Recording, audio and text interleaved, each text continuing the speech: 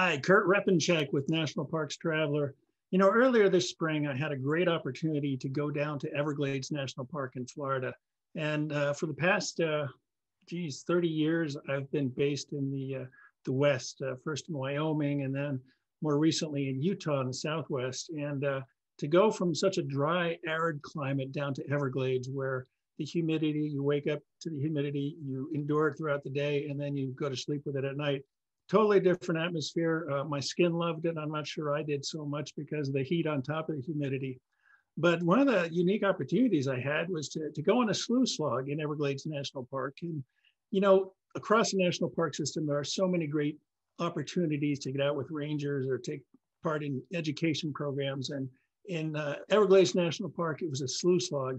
And our guests today are Ranger Yvette Cano from Everglades National Park, and she is the Director of Education. And she was grateful enough to take me out on a sluice log with our team from the Traveler. And then Frank Dean, he's the President and CEO of the Yosemite Conservancy. And prior to that, he was a Park Service Superintendent and a Park Service Ranger. So he knows a little bit about the rangering side as well as the fundraising cooperative Friends organization side of the national park system and how all those pieces fit together. So welcome to the Traveler, Yvette and Frank. Great, thank you. So, you know, one of the things I wanted to talk about briefly is parks as learning centers. I mean, a lot of us, we drive into the national parks and we'll stop at an overlook or we'll go canoeing or go for a hike. And I don't know if everybody truly appreciates the educational opportunities that are out there. I mean, Yvette, how many programs do you run as in Everglades that visitors can take part in? Well, we run primarily educational programs, and that's for students primarily 4th through 6th grade. That's the bulk, although we do high school programs as well. But we run, I would say, well over 300 programs in a season because we do operate seasonally. And the season for us is October through April, which is the equivalent of about bringing 20,000 kids into the park during that time. That's really incredible. I mean, the outreach that the Park Service does with its partners to make that kind of opportunity available for the kids. And Frank, I know the Yosemite Conservancy really plays a key role in making a lot of those programs possible because, as we all know, the Park Service budget is pretty constrained when you look across how big the park system is. Yes, we help out where we can. And what's not maybe known to most people is the entrance fee money that is collected at parks and campground fee money. Most of that cannot be, almost none of it can be used for educational and interpretive rangers like that. Most of that money is earmarked for backlog maintenance. So that's where groups like us can help, where we sort of try and make up the difference. And these are very, very important programs. They're life-changing for young people. And that's where we try to help and support those. And there's a population out there of passionate park lovers. I mean, you don't have to twist too many arms, do you, to raise those dollars? No, actually, people really, let me back up. I mean, we used to we would build a trail, or we would fund the work to build a trail or purchase something for the museum collection. But about 10 years ago, we really started leaning in on more youth programs because we recognized that the next generation of park stewards was so important to nurture. And initially there were some questions from a few donors, but then they quickly realized it. And, you know, sometimes some of these things are hard to quantify or measure, like how effective is this program or what did the kids get out of it? But, you know, one of our board members said, you know, sometimes the most important things in life you can't quantify, you just need to do them. And we have seen a difference made. You know, there have been people that have come from some of these programs that we help fund as participants, as young people. They're now actually National Park Rangers with a career. Now, Yvette, I'm sure that the 20,000 kids you bring into the park every year, you don't have to twist their arms too much, do you? Not at all. Well, Frank, you mentioned that some of those kids are park rangers. That's exactly my story. I came through this program and I'm a park ranger in Everglades National Park, supervising the very programs I came through. And our programs are super popular. The teachers register for them and we open a registration. They lovingly call it Black Friday of Everglades because it gets filled within 15 to 20 minutes, all of our programs. So there's a huge demand for this curriculum-based education. And we're constantly looking for ways to expand and be able to meet all of the kids in Miami-Dade County. But you can imagine we are the, I think, third largest school district at this point. It's a task, but I'm up for it. Sounds like a lot of fun. Do you take them on sluice logs? I sure do. Yeah, me and my team, we take these students out on sluice logs, especially if they're staying in the overnight camps. The older kids will come for a day program and we'll go out on a sluice log, but definitely all of the students that are sleeping overnight get to experience the sluice log. Yeah. Now we got a short video we want to show everybody about what exactly a sluice log is, but could you describe it before we get into it, Yvette, exactly what is a cypress dome and why do you go sluice logging there? Absolutely. So Everglades National Park really doesn't have lots of mountains and valleys. If you think of Florida, we're pretty flat. However, a few inches or a few feet really make a huge difference in some of our ecosystems. We have 9 ecosystems, some dry, some wet, most wet actually. And a cypress dome is one of our lower ecosystems where the limestone floor takes a dip. And we like to refer to it as a mirrored habitat. So if you think of a dome or the shape of a dome, it does just that. Where the taller the trees are, it's where the deeper the water is. So this is an ecosystem that's great year round. For the most part, it is holding water all the time. Even in our peak dry season, you'll find those very special spots known as gator holes that still have some water remaining in them. So it's a great opportunity to walk into this ecosystem, take a look at the clear water of the Everglades, break some of those misconceptions of murky or swampy water, and really immerse yourself surrounded by things like bromeliads and orchids. So nature's greenhouse. It's a very special place. Yeah, I had some of those misconceptions because when Allison Gant, your colleague down there in the park, suggested I go for a wet hike, I wasn't really up for it because I kind of envisioned going through knee-deep or thigh-deep muddy water and where you can't see what you're stepping on and you're afraid of what you can't see. Indeed, I can understand. Yeah. So Jess, maybe you can run the sluice log video now to give folks an idea of what exactly it looks like and what we did. We are surrounded by cypress trees, and these in particular are bald cypress. This is a good example of a couple of cypress trees. I have a baby here to show you and a taller one. So let's look at some of the adaptations and some of the features of these trees. First and foremost, they're super flexible, which is so important if you live in a place that has tropical storms and hurricanes. So they do a really good job of moving around in the wind. However, that doesn't mean that they don't get knocked down from time to time. And when that does happen, alligators take advantage of those depressions for alligator holes, which we might get lucky and see as we keep going in. So right underneath our feet, actually, I'm gonna dig some up here. You can see what I'm talking about when I talk about the nutrients. So if you look closely, these needles are actually a result of when these needles fall off of the tree in the winter months or when our days get shorter, hence the name bald cypress. They stay needleless. And that's really great because it coincides with our dry season. So what a great way to conserve water. Now you said we're on a cypress dome. Yeah. But actually it's kind of concave, isn't it? I mean, the way the cypress is boring down, so to speak. Well, the way that the cypress dome works is it's a mirrored habitat. So the deeper the water, the taller the tree.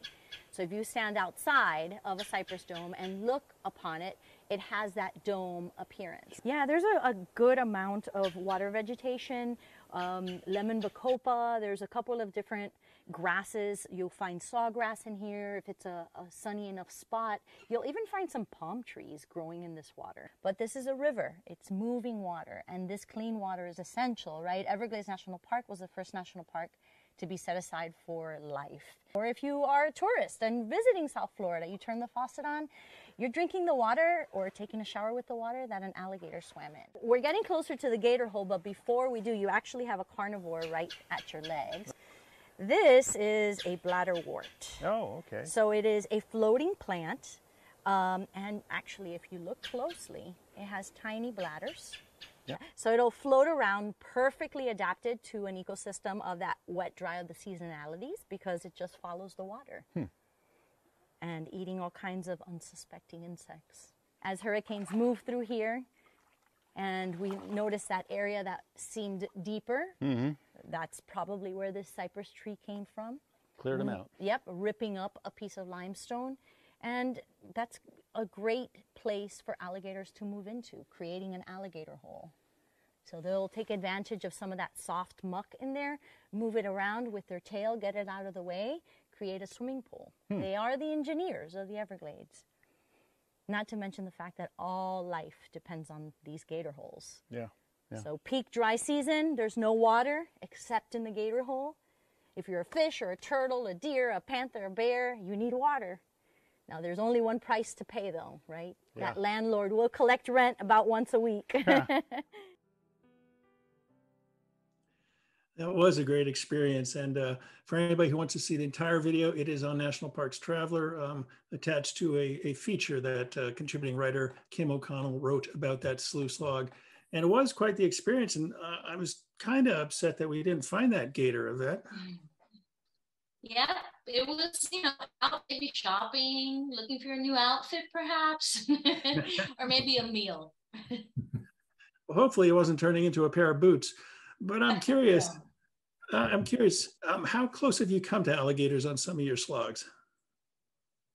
They normally will let you know. If you come close enough to them, even within 10 feet, and they're not happy with your presence, they'll let you know. They're not aggressive. They're not going to chase you. They hiss. They just take a deep breath and let it out through their teeth. It's a low hiss, enough to say, hey, you're a little too close. But for the most part, they just, if you're not threatening them and you keep your distance, they're like, hey, they totally remain chill. They've been on the planet for a long time for a reason. We hiked the Anhinga Trail before we joined you up for the sluice log, and it was early in the morning, not long after sunrise, and we're just walking down the trail, and the gators knew we were there, and they were like swimming over to us. Is that a little habituation going on? Yeah, that's not typical. That definitely is not typical. You don't want to see an alligator swimming over to you because they're associating you with something. Usually that would mean that someone is feeding an animal, like if you were to get home and your dog is happy to see you and they're hungry, they're going to come and run over to you. If you've ever fed ducks before and you forget the bread when you go back out to the pond, they're going to remind you, right? Same idea, right? They're not making an association and saying, oh, there's my old buddy Kurt. No, that's not what it's about. It's, human, and potentially somebody could have fed them. Hopefully that's not the case. We do keep an eye for those kinds of behaviors, and we keep a close eye because, like the Anhinga Trail, it's very well visited, and we would hate for someone to have a negative encounter. Yeah. Now, you've got the main road there from the Ernest Coe Visitor Center, just outside of Homestead, that goes all the way down to Flamingo. And anybody who's driving that road, if they see a cypress dome, they can just pull over and take a hike? Yep, pretty much. Absolutely. We do have ranger guided programs. I mean, that it's not for a first timer to just say, hey, guess what? I'm going to just venture right off of here. That's not the case, but we do have ranger guided programs for people who are interested in this sort of activity. And they're very popular.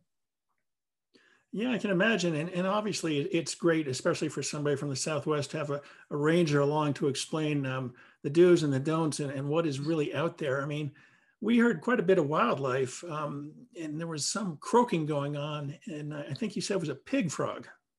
Yes, pig frogs in the summer. That is the music of the summer. Or spring in our case, right? I don't think we've made it to summer yet. Yeah. And I kind of thought that was an alligator barking at us, but thankfully not. And we heard an owl, and of course cardinals, and quite a bit of bird life. Absolutely. So I'm wondering, that's just one aspect of the education programs that visitors can take part of, right, in Everglades? What else? Yes. What else might you do with them? So we have, like I mentioned earlier, we do have a residential camping program that we bring students out to, where they are able to stay 3 days, 2 nights. We have a couple of just 1-day programs where they go to the area of Everglades National Park, known as Shark Valley, where they ride an open air tram around a 15-mile loop. They also visit the Anhinga Trail, which is a really nice trail that you mentioned earlier, where they can see a wide array of wildlife, as well as a pine rockland at Long Pine Key.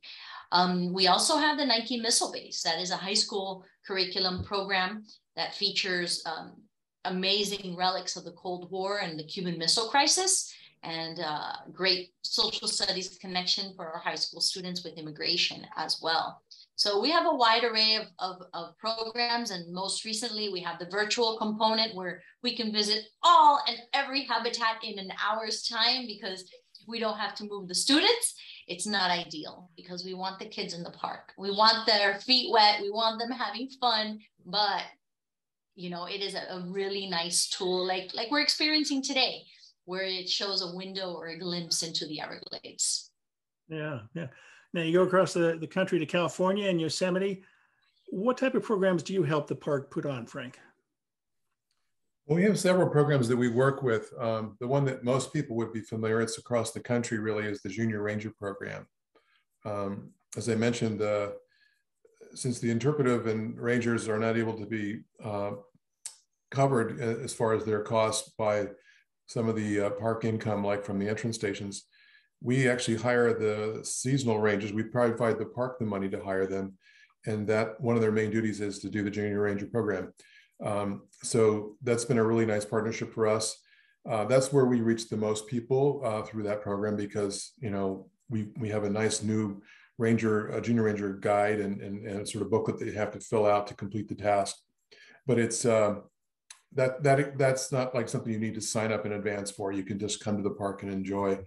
But we have some more in-depth programs that are have more targeted audiences. One of them is the Adventure Risk Challenge. It's a youth development program for high school kids, and primarily from the adjacent Central Valley of California, which has a very diverse population. And so that's a pretty amazing program where they come into the park for a few weeks in the summer and have a really deep dive into Yosemite and learn all about nature, how to camp, how to hike, and the equipment is provided for them. They actually get a $1,000 scholarship for the graduates. So that's a pretty cool program. Again, these are kind of life-changing things. There's another one called Parks in Focus, which is based on cameras. They're giving small point and shoot cameras, and these are more junior high age kids, and they are again have a week-long experience in the park and are given some basic photography instruction, but it's a way to sort of figure out how to work with each other, learn about the park, have a good time. And at the end, there's a photography show that we show all of their work in the park museum for a few weeks. So that's pretty cool. And then there's two more I'll just quickly mention. There's the CCC program, which is a spin-off of the old program from the 1930s, but it's called the California Conservation Corps. And those are for youth that are basically 18 to 25 in age. And those are 2 trail crews that we field each summer that are supervised by the Park Service, and they build trails in the backcountry. And some of those kids have come from maybe a little more rough and tumble background. So this again is an opportunity to kind of figure out what they want to do with their lives, and kind of through hard work and supervision and teamwork, they can maybe get on a better direction. The final one I'll mention is the Yosemite Leadership Program, which is a partnership we have with the University of California at Merced. And that is a small cohort. There's about maybe 12 to 15 students each year, college students that work on campus and where there's a ranger station in the student union. So if they want to go hiking in the park in Yosemite or visit Yosemite over the weekend, all the information is there, and they're provided by these interns. And the best of those interns get to come to Yosemite to work as rangers in the summer as seasonal rangers. So these are really amazing programs that we're really pleased to be able to support. You know, you mentioned that one with the teenagers who come in and get the point and shoot cameras. that sounds like a fascinating program, especially at the end when they share their photography to see what type of perspectives they're bringing to their park experience. I know a couple of years ago, one of the rangers, the interpretive rangers down at Grand Canyon National Park, she left a chair and a table and a typewriter halfway down one of the trails. I think it might have been the Bright Angel Trail. And she just left it there for hikers to come by and write whatever struck them at the moment. And it was just really interesting, great way to interact with the visitors to the park and get their perspectives. I mean, we all like to share our perspectives and what we come away with. And some of those photo shows sound like they'd be really fascinating. Yeah, they are. And the kids, as you imagine, by the end of the experience in the park are really bonded with each other, and they've had a really wonderful time and really proud of their work and experience. It's also cool to see the parents sometimes when they can come to the graduation. And then you see it through the parents' eyes that maybe you open up a whole another window to the parents who maybe have not ever been to Yosemite before that time. So it's a way to sort of reach multi-generations. Yeah. Now, Yvette, going back to your program, you had told me, and correct me if I'm wrong, when I was down there in April, your entire program is funded not through the Park Service per se, but through grants that you have to arrange every year. That's correct, Kurt. Yeah, I have 3 permanent staff, one of which is myself, and I have 2 more, but I bring on 11 seasonal staff and interns and volunteers. Of course, those are not at a cost. We all know that work is amazing, and we're so grateful for them. But yeah, all of those folks I bring to be able to have a successful program for the Miami-Dade community and really our surrounding community, because we serve about 7 different counties right here in South Florida, all donation funded. What would happen if you lost some of those funds, some of those grants? Oh, it hurts my heart just thinking about it. I mean, I know Pedro will watch out for you, but still, I mean, the Park Service budget is pretty tight, and yeah. I don't know what your overall budget is, but I'm sure it's a pretty big number, maybe 6 figures or so. And if you lost those grants, that would be kind of hard for the park to make up overnight, no? It'd be very difficult. We would definitely lose programming. We wouldn't be able to do what we do. As it is with 11 seasonal rangers, we are busy every single day in the variety of programs that I mentioned. Like I said, 20,000 kids is a lot. So it would be detrimental to my program. I hate to even think about that. And that's 20,000 kids basically from, I think you said November to April? Yeah, late October through April. Mm-hmm.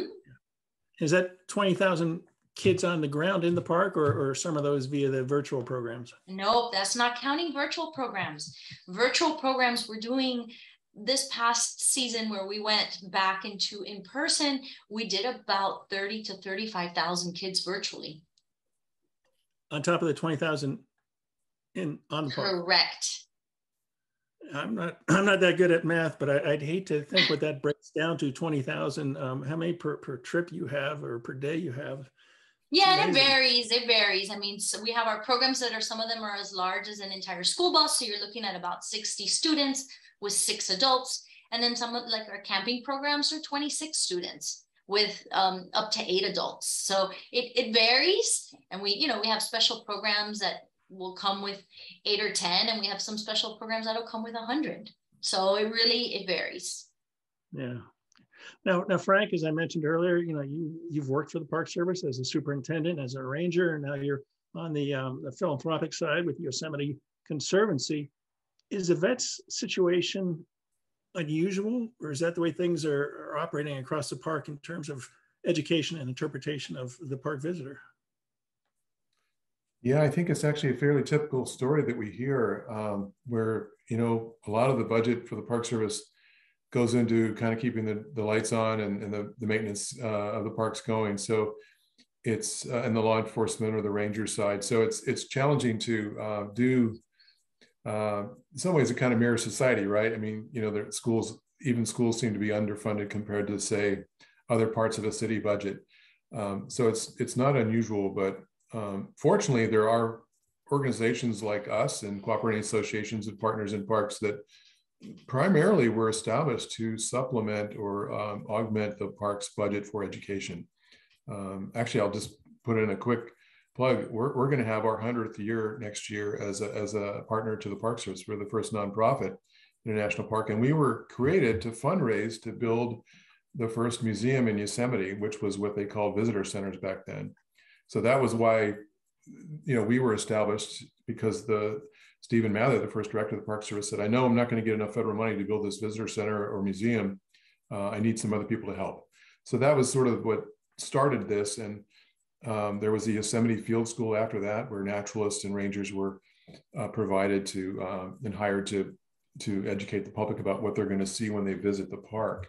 So there's been a long history about this, and not just Yosemite, but many parks. And fortunately, there are partners that can help Yvette and the other rangers to make these programs go. Now, there are obviously quite a range of programs and needs out there. I mean, the Yosemite Conservancy really carried a heavy load in helping the Park Service restore the Mariposa Grove of sequoias a few years back. There's the hiking trails that need to be maintained. There's the various education programs that need to be offered. And then there's the water plants and the sewer plants that run into problems and need money. Those are probably a little harder to raise money for, Frank, than say restoring the Mariposa Grove. That's for sure. Obviously there's donor appeal, and it doesn't cross all sectors and all projects. So we tend to focus on things that public would resonate with the public, and the donors can actually see the tangible results. So educational programs is a big part of that, but trail work, wildlife research, cultural resource preservation, those are the areas that we emphasize. And there's been some construction work that we've done where it's maybe tied in with more on the restoration or preservation side. Like you mentioned, the Mariposa Grove giant sequoias. We took out all the pavement and the development there with the Park Service with that project. It was a $40 million project. So we built the bathroom, and we built a new parking lot as part of that, but it was all moved outside the sensitive resource area. So sometimes we do get into areas where you might not think we'd be involved, but it all has a nexus back to preserving the park.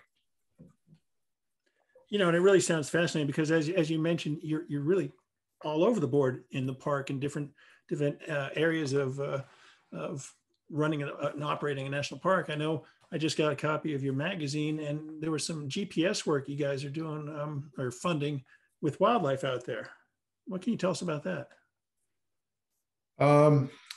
Yeah, well, there's a lot of interest in wildlife from donors, obviously. So yeah, there's been a particular interest in tracking endangered species. There's a Sierra Nevada red fox that was thought to be extinct in the entire Sierra Nevada range.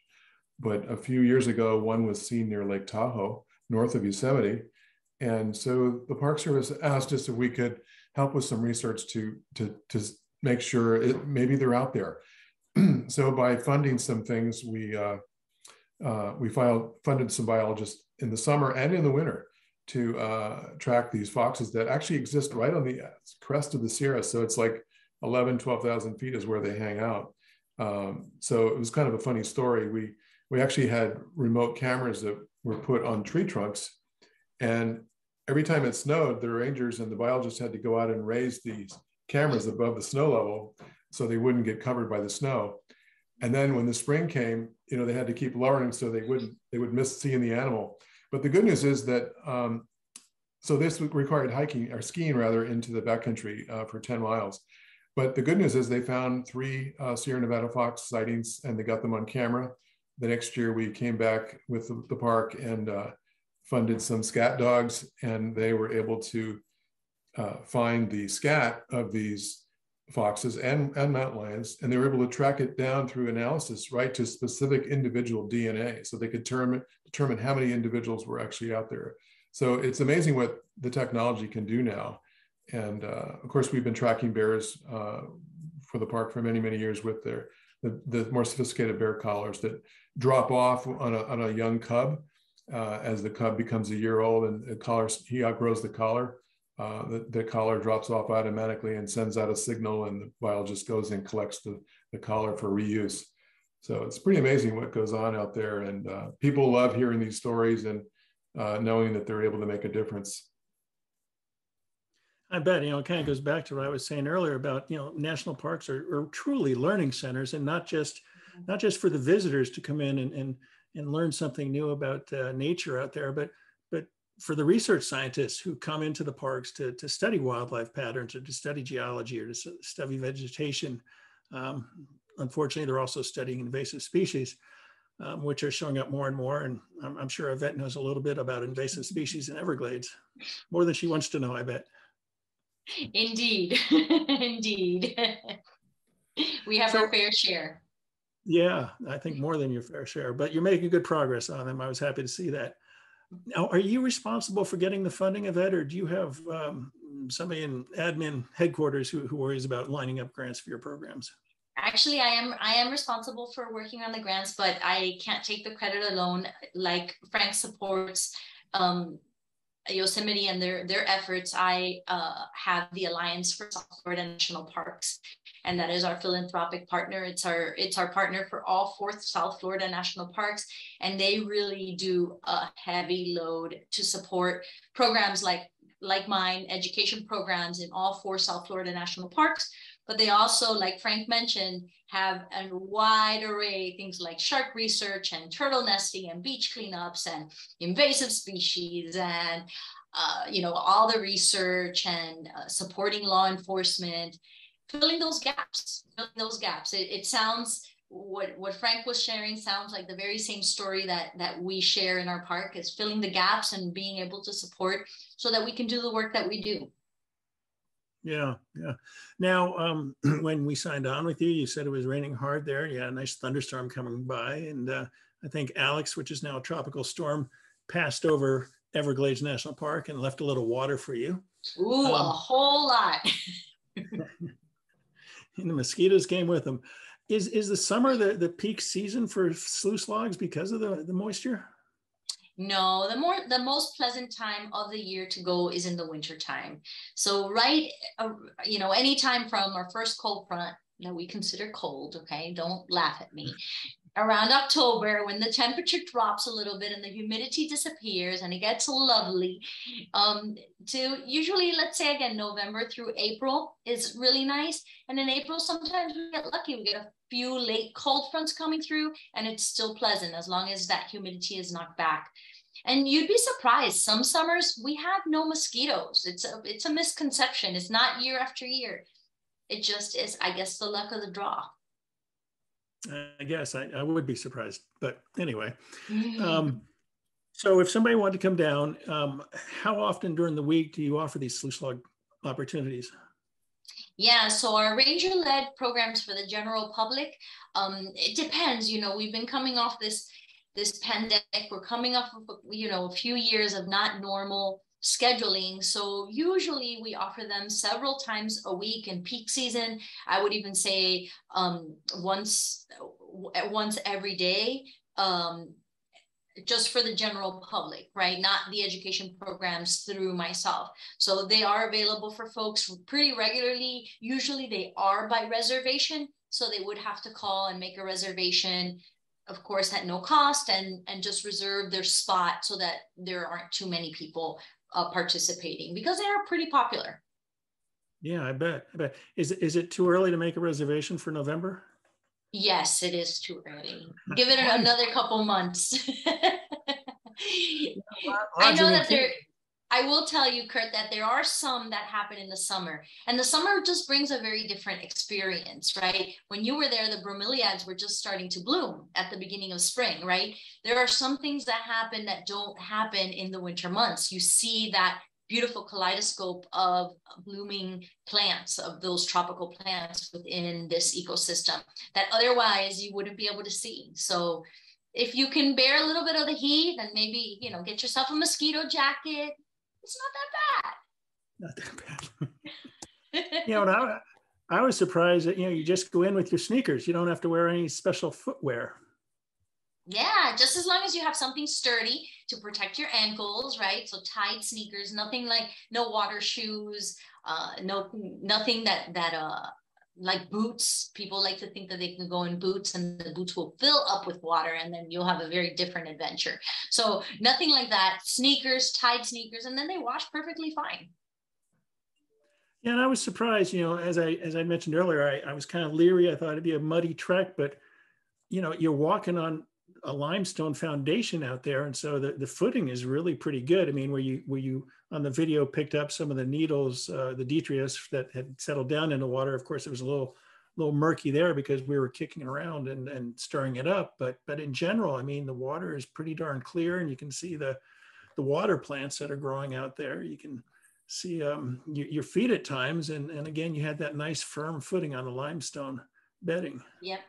It is deceiving. Like I said earlier, a lot of people have a misconception that it's murky and dark and gross and smelly and swampy, but it's none of that. It really is refreshing. And if I were out in the middle of the Everglades, I had no water to drink, you could probably take a sip. You might have a little bit of a stomach ache, but I guess it depends on how bad your thirst is. Yeah. So I'm just wondering, in terms of making reservations and how popular they are, a week before you come out to visit, 2 weeks before? Yeah, a couple weeks. I would say, if you know a month ahead of time, that's a great time. Just give the park a call, put your name on the list. But usually about 2 weeks out, in peak season, the holidays, holiday weeks, things like that, holiday weekends, it's going to be a little bit more challenging. Of course, they get filled pretty quickly. The campgrounds are already filled for next year during the holidays. So people want to come to South Florida in the winter. I understand there's no snow. It's still tropical. It's lovely, right? But these kinds of activities, a couple of months, a month out, you're pretty safe in reserving them. Yeah, yeah. Frank, what about Yosemite? I mean, your programs you run them all year long pretty much, don't you? I mean, well, they probably ebb a little bit in the wintertime. We do calendar. We publish a calendar, I think, in February or maybe around March 1 each year to show what our scheduled programs are for the year. I'm speaking really about our naturalist programs that are more in-house naturalists. And then we have what we call a custom adventure. So people, if those calendar dates didn't work, they can book a trip at another day if they want, assuming the naturalists are available. We've actually had to hire additional naturalists this past year because of the demand for those programs. And part of that was because, as you know, there's a timed entry system, a day use allocation system going on in Yosemite the past 3 years. So there's a bit of a workaround. Under the mantle of park education, you can get an educational waiver to come into the park. You still have to pay the fee, but you don't have to have a day use pass to come in, assuming you have a reservation with one of our programs. So that's pretty cool. So that's really increased the number of people we serve. And you can also get into the park without a day use pass if you have a campsite or a hotel room as well. But there's been a lot more interest in it. Some of it's, of course, a workaround to the day use restriction or system, but it's still, even before that, we were seeing a big uptick in interest in these programs during COVID. People want to get outside and go on hikes and look around. The programs that I mentioned earlier in the program that are more like focused on middle school or high school, those are done where they recruit in the spring at various schools in the regional area. And the students they have to apply, then they're selected for the summer. Okay. Now, you both mentioned COVID and the pandemic, and restrictions have really eased a lot since 2020. There's some concerns in different parts of the country that we're seeing a little of the variants coming back. You seeing a lot more people in the parks? You expecting a lot more people in the parks? We have. Definitely, yeah. Go ahead, Yvette. Yeah, go ahead first. Yeah, sure. So absolutely, we are seeing, especially for us, we get a lot of international visitation, and that definitely has increased as restrictions have been lifted, especially for flight. and we expect that to continue to go up. We surprisingly saw a lot of local visitation. You know, we are not very far from Miami-Dade County. As I've shared, you know, we bring the students for day programs, and surprisingly, that's not our primary visitor. It's not the South Florida folks. It's not our community. So we do a lot of work with our community in educating and letting people know, but our international visitors really are the ones that make up the bulk of our visitation. So we're seeing that come back now. Wow, interesting. Frank? The park has been really busy in Yosemite. I would say 2019 was kind of off the hook as far as capacity was exceeded, and there was traffic jams and so forth. So, many of the callers or listeners will know that since the park could not field or hire their full team, whether it would be for the concessionaire or the rangers, and during the COVID years, because shared housing was not an option, park housing was not an option. So that's why they implemented the day use cap. And so it's actually been quite a great visitor experience in the last 3 years, assuming you got into the park with the pass. It's been great. I was talking to our operations manager the other day. She went into the park each day over the Memorial Day weekend. Normally she would not go into the park on Memorial Day weekend. She'd go somewhere else because it would be crazy, busy, but she went in each day. She was able to find a place to park, was able to go on a hike and go on a climb. And so it was a really different kind of experience. And that cap, that number that's been set that they're targeting which was arrived at through legal settlement and Merced River Plan litigation and so forth. So it's not like an artificial number that was created. It was actually determined through quite a bit of study and reached through some consensus. So it's interesting to see it's kind of working, but there is still a pent-up demand for coming into the park for sure.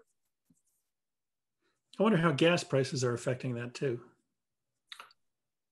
I don't know. We just came on this off this vacation I mentioned where we went to the Southwest and Four Corners area, and it seemed like parks were busy. We went to Arches and Moab and Canyonlands, and it didn't seem like there was any noticeable drop. But I haven't heard anything since Memorial Day weekend about that, if there's been a slowdown. I don't think there has been. Have you seen anything of that?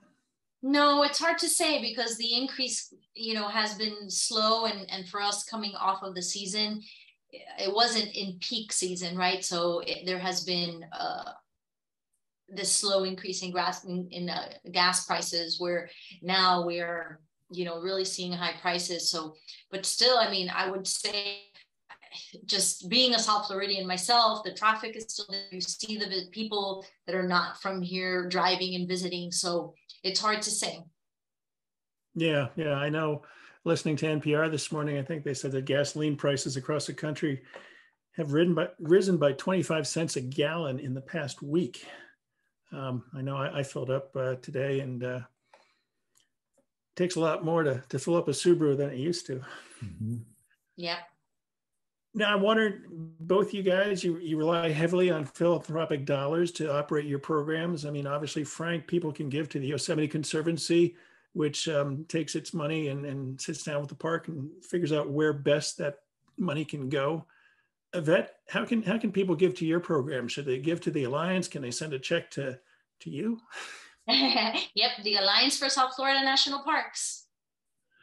That's our philanthropic partner. Well, it's great work that those Absolutely. partners do. I don't know how we could survive without you guys, Frank. Yeah, well, we accept the donations on behalf of the park, and then the park gives us a priority list each year that they've vetted through their management team, and that's how we then pick the ones we think we could fund that donors would be interested in. This year we funded 60 projects, so there was a lot of support, and it kind of works out better in a way. Sometimes when donors donate money, we'll give money to the Park Service to hire a ranger, or we'll hire a contractor to do some work, not ranger work, but say construction, or we can contract more quickly to provide a service or a need. Like we just finished this Bridal Veil Fall project, which will be opening up next spring, and we had to drill a well there to put in flush toilets for the first time. So we just went ahead and hired the contractor to drill the well instead of going through the government contracting process. It was a lot quicker and a little cheaper. Park Service was supervising the project the whole way, but it was another way to kind of provide the support. And that, in that case, the money never went to the Park Service. They benefited indirectly, but the well is working and it's done. Sure. Good to know. Yvette, we got a question. And are there programs at Everglades, and I'm not sure if this question ties to what visitors can do or just in general, but are there programs at Everglades that track or monitor endangered species? And if so, which species? I mean, I know you've got the Florida panther there. Yeah, so there is lots of research being done, of course, like I said, first national park to be set aside for living things. So it's a lot about plants and animals, and of course our endangered species, lots of endangered species. The two that come to mind right away about tracking and monitoring is the Florida panther.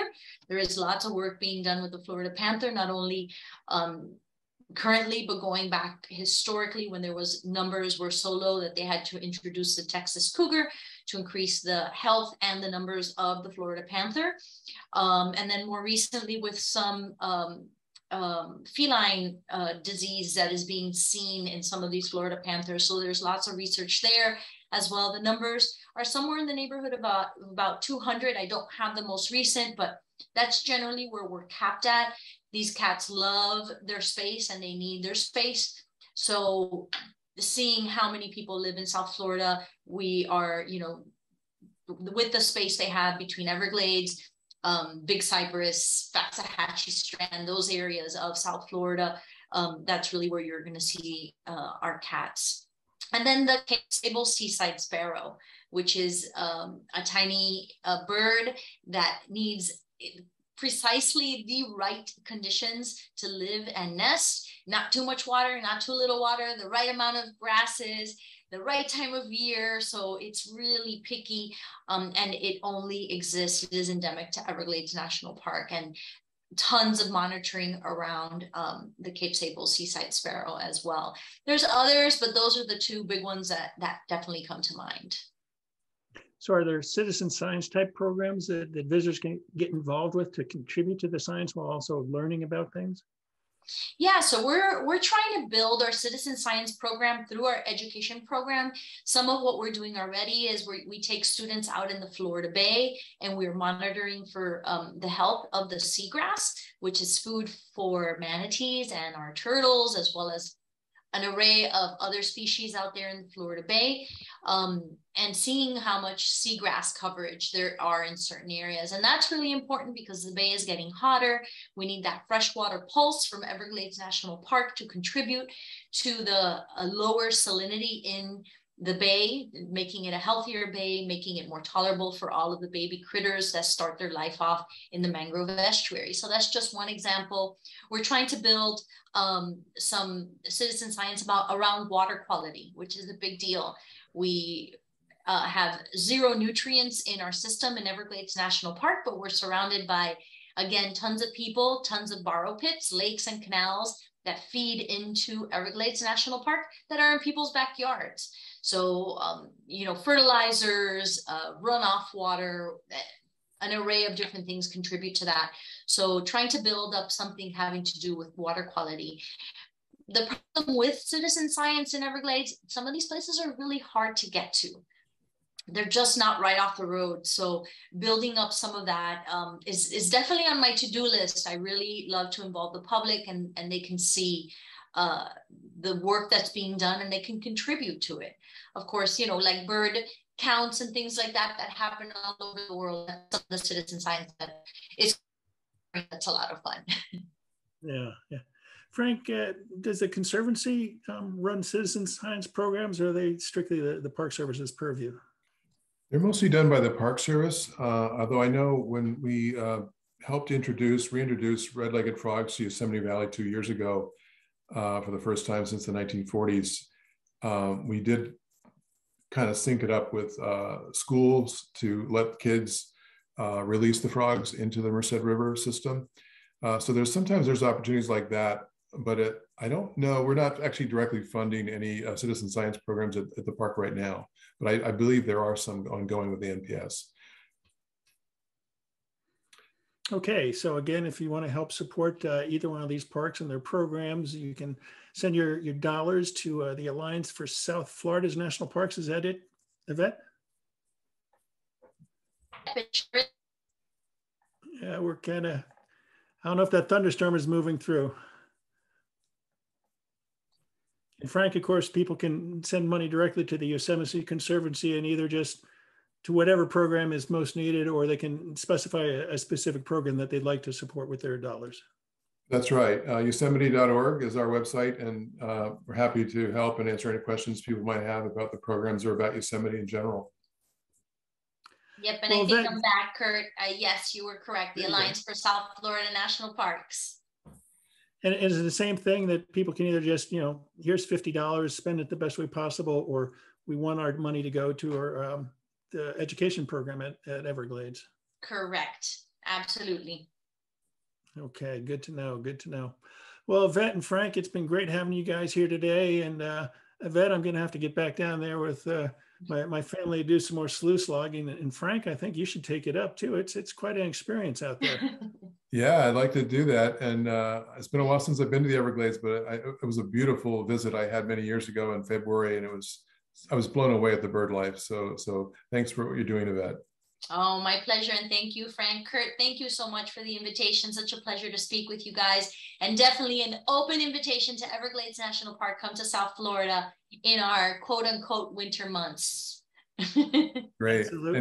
And Kurt, we'll have to get you to the other Y Park sometime. We'll show you around. That sounds like a deal. And we'll have to bring the cameras out into the parks and do a live remote. I think that'd be a lot of fun. You know, everybody who's watching, if we get a chance next month, we hope to be talking about bears in the national parks, specifically grizzly bears in Yellowstone National Park and black bears in Great Smoky Mountains, and maybe even Yosemite, because they've got quite the black bear population that causes some problems from time to time. But that's going to be on National Parks Travelers webinar for July, and keep your eye on nationalparkstraveler.org for details of when that show will be airing. Again, Frank and Yvette, thanks so much for joining us today. It's been a wonderful program and a lot of information out there to share with the public. Thank you.